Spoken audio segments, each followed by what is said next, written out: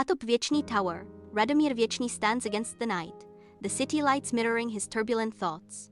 He grips a dossier, its title a grim promise. Zoe twins, termination pending. A half-drunk glass of Ararat brandy trembles in his other hand, a silent witness to his inner turmoil. The skyline glimmers below him, a crown of shattered promises. Chloe, Zephyr, materialize, their presence a stark betrayal to Radomír.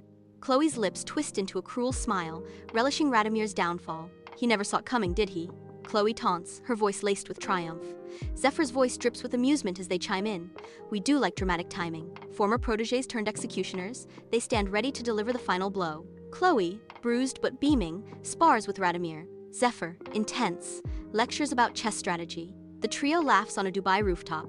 Radomír's imposing figure dominates the rooftop, a stark silhouette against the sprawling cityscape. Chloe and Zephyr confront him, their faces etched with a blend of defiance and anguish. Radomír's cold voice echoes, I raised you from ash, remember that. Chloe's voice cracks with betrayal. You filed our death orders, like calendar entries. Zephyr's words cut deep. You trained us to win, but never to stop fighting. Radomír's tone softens, a hint of regret. You were the only unbroken part of me. Gunshots echo through the tower as Elian, Radomír's CFO, bursts onto the rooftop, mercenaries at his side. Elian declares, the future doesn't need titans, only prophets. Chloe, Zephyr move swiftly, ready to confront the approaching threat. Zephyr prepares to engage her stance firm against the impending conflict. Radomír is struck, collapsing to the ground. Chloe screams, her voice echoing in the tower. Zephyr clutches Radomír's hand, his usual sarcasm vanished. Above them, the ceiling crumbles, revealing an endless void. Ancient battlefields swirl into view. A woman in Seljuk dress whispers on the wind. A hawk circles above a Caillou banner, its shadow stretching across the sand. Radomír stares through time, his gaze piercing and unwavering. Radomír whispers, not the end, just the wrong beginning. Radomír drifts in the void, bathed in golden light, enveloped by symbols and echoes of the past. He speaks, his voice echoing in the emptiness. They said death was an end. This feels like a return. Radomír crawls out of a crater, a metallic taste coating his mouth. His ruined New York suit hangs loosely, his watch flashes erratically. Where is my signal? Radomír asks, his voice raspy. At the forest's edge, a lone wolf stands, its gaze locking onto Radomír. Radomír's voice cuts through the silence. Old friend, or new warning? The wolf fades into the trees, leaving Radomír alone. A chilling scream pierces the stillness of the dense forest. Halime Hatun stands defiantly, protecting young Osman and the sacred scrolls from approaching danger. Seljuk deserters encircle them, their malice palpable as they close in. The bandit leader's threat hangs heavy in the air. Hand over the scrolls, woman, or ill carve them from your corpse. Halime Hatun's refusal echoes with unwavering resolve. Never. Radomír bursts into the clearing, facing a group of armed bandits. Radomír declares, you're outnumbered. Radomír states firmly, no, just me. Radomír's watch sparks and time stutters around him. God hand without motion. Using the terrain and precise timing, Radomír disarms the bandits. Desperate bandit flees. Radomír strikes with precision. The shard finds its mark, and the bandit collapses to the ground. Radomír declares coldly, you're not worth remembering. Halimi watches Radomír, her gaze a mix of suspicion and curiosity. Radomír kneels beside the injured 10-year-old Osman, his touch a blend of science and ancient instinct. Who are you? Halime asks, her voice cutting through the stillness. A man misplaced in every century, Radomír responds, his voice carrying a hint of timeless sorrow. That is not Seljuk magic, Halime declares, her suspicion deepening. Radomír stands tall, ancient blood in a modern frame. They called me tyrant. Maybe I was, but this time I begin with mercy. And if war comes again, Radomír faces the horizon, his expression a blend of defiance and resignation. The wind whispers through the trees, carrying the scent of pine and damp earth. He whispers, then let it come for someone who remembers the weight of every life. In the posh CFO's suite, Chloe's fury shatters the silence as she slams a flash drive onto Elias Korin's desk. Chloe's voice cuts through the sterile air. You knew about Radomír's assassination? Elias Korin responds coolly. Emotion has no place in trillion-dollar transitions. Zephyr storms into the opulent suite, weapon raised high. Suddenly, glass shatters as Black Ops operatives breach the room. The air crackles with the scent of cordite as betrayals erupt in a hail of bullets. Wounded but resolute, Chloe. Zephyr exchange a look charged with purpose. Chloe begins, her voice laced with a sliver of hope. Maybe. Zephyr completes her thought, his voice firm. He's waiting for us. In the dimly lit penthouse, Chloe confronts Elias, the city lights painting a backdrop to their tense standoff. Chloe's voice cuts through the silence. I decrypted the vault feed. I know you orchestrated Radomír's death. Elias responds. Radomír was turning Věčný into a peace cult. I did what was necessary. Zephyr enters the luxurious penthouse, her Glock a stark contrast to the opulent surroundings. Zephyr's voice trembles with doubt. I don't know about this, Radomír. Eliane's calm voice cuts through the tension. Those are just weapons, Zephyr. It was never personal. In the opulent penthouse suite, a Black Ops team storms in, weapons raised. Zephyr and Chloe engage in a fierce firefight, their movements precise and deadly. Their exceptional combat skills are on full display. The opulent penthouse suite erupts into chaos as Zephyr collapses, her shirt stained crimson. Chloe, consumed by fury, slams Elias against the mahogany desk. Elias, defiant, his voice strained, warns, "You don't know what's coming." Chloe and Zephyr, faces pale, their hands clutched tightly, fingers interlaced.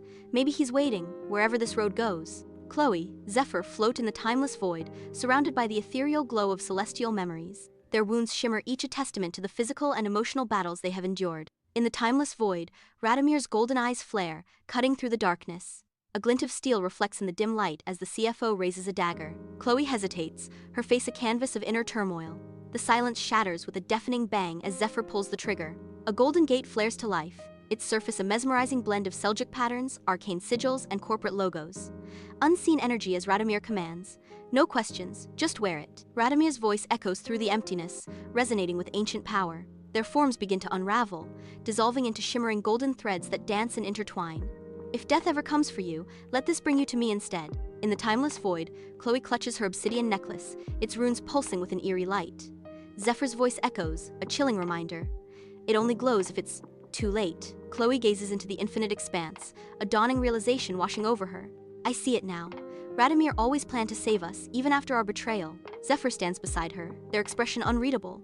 Zephyr breaks the silence. We were sent to kill him. Twins, warriors, betrayers, now exiles adrift in the timeless stream. The gate to eternity creaks open, swallowing them into the unknown. They vanish, leaving behind only echoes in the silent void. Radomír rides alongside Halime and Osman, embracing his integration into the Kayi tribe. He silently observes the customs of the Kayi, adapting to his new life. Radomír, lost in time, scrolls over ancient texts, his brow a testament to his desperate search for a way home. He seeks a glimmer of hope within the faded parchments, a path back to his own time. In the heart of the Kayi tribe, Radomír, an enigmatic warrior, initiates a new era of combat training. Sweat glistens on Radomír's brow as he guides the Kayi warriors, his voice echoing with ancient wisdom. The Kayi warriors mirror Radomír's movements, their determination growing with each lesson. Radomír leads the warriors to the battlefield, his gaze sweeping across. His eyes narrow, calculating the movements of the Mongol invaders.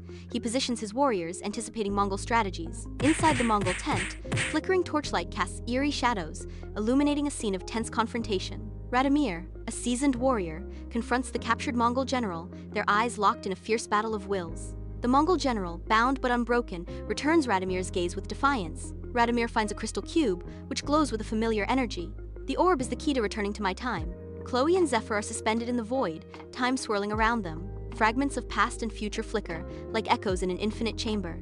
The weight of moments yet to come and the bittersweet pang of memories already lived. Chloe and Zephyr are encircled by time exiles, each a living monument to temporal disruption.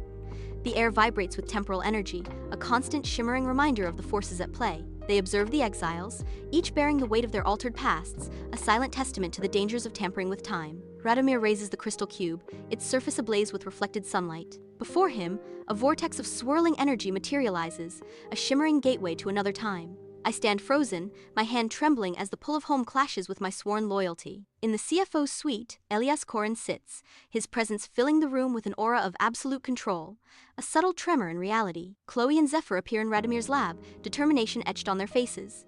The air vibrates with the echoes of their arrival, filling the high-tech lab with residual energy. They survey the room, holographic displays and complex machinery surrounding them. Their mission is clear: stop Elias and restore Radomír's legacy. At the rooftop of a tall building, Chloe and Zephyr stand defiantly, their faces grim under the city's cold light. The air crackles with unspoken accusations, a heavy silence enveloping the room. Elias faces them, his expression unreadable as the weight of their defiance settles. Inside Věčný Tower, the air crackles with raw energy as Chloe and Zephyr confront Elias' forces. The fate of Věčný Industries and the timeline hangs precariously in the balance. Sparks erupt from clashing weapons, briefly illuminating the opulent suite turned battleground. Radomír stands alone, a silhouette against the ancient, rugged Anatolian mountains. He looks towards the shimmering portal, a gateway to another world. Radomír turns back to the Kayi tribe, their faces a mixture of hope and uncertainty.